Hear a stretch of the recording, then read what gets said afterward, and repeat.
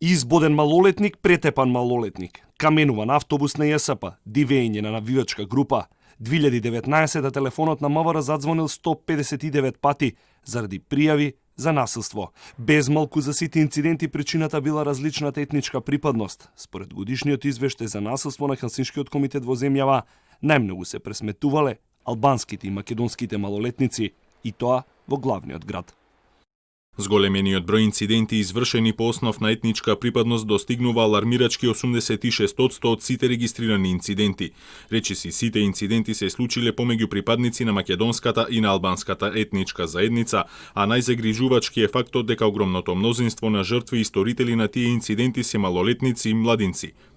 Арената на инцидентите се двете градски населби Центар и Аеродром, а загрижувачки е фактот дека дел од нападите се извршени од одмазда, поради претходен инцидент.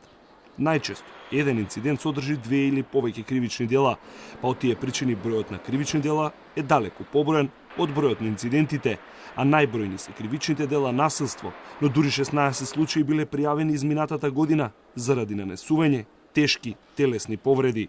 Секој 10 инцидент го пријавила политичка партија, или е нападнат активист, или е оштетен имот на партијата, се наведува во извештајот.